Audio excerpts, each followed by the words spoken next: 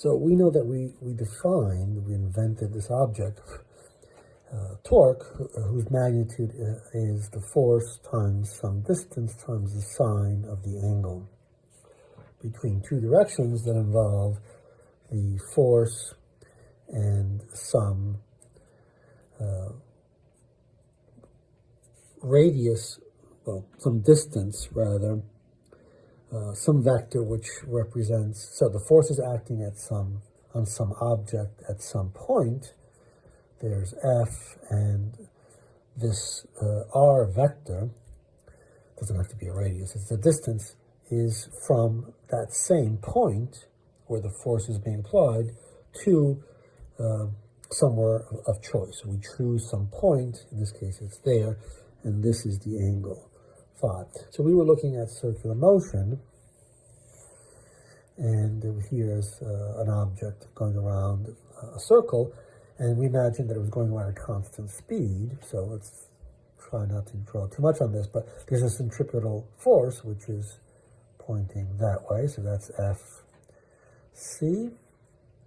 Okay, so imagine an object going around a circle at constant speed, as in the previous example, and now we want to choose a different point about which to evaluate this quantity, the magnitude of the torque. Instead of the circle center, we'll choose a point, I don't know, let's say here.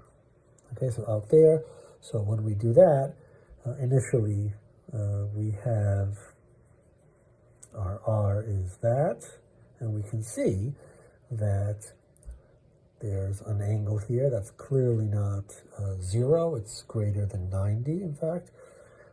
And so the torque is, that's a non-zero value in this case. There's always a constant force that has some value. It's not 0. So clearly the torque is not 0. And by I alpha equals torque, it must be true that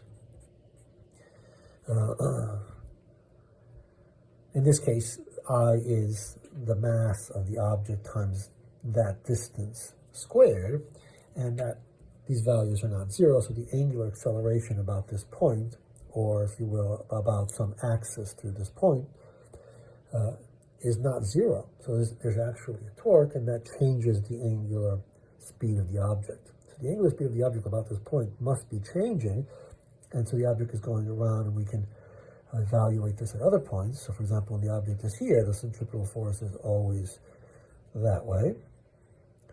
So what is the torque about that point now? Well, here's the new R, so maybe R1, R2.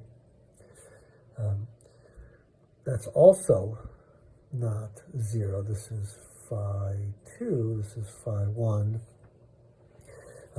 Actually, as we come in here, there's a point where the torque is 0 because the centripetal force is toward the center, and then the R is that way, so the angle phi is, right, it's greater than 90 here, it's 180 somewhere here, and so the sine of 180 is 0, the torque is 0, and then it flips sine as we go in the other direction. And so the torque, there are positive torques and there are negative torques, and then they all, they must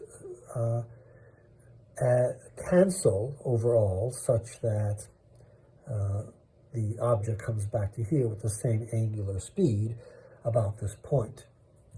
So, but it's important to notice that the angular acceleration is not, in general, 0 if we choose other points about which to evaluate the torque, and this relationship is still true regardless of the point we choose. Eventually we'll get to look at something called angular momentum, and we'll say that because the torque about this point has different values, it means the angular momentum about this point is changing.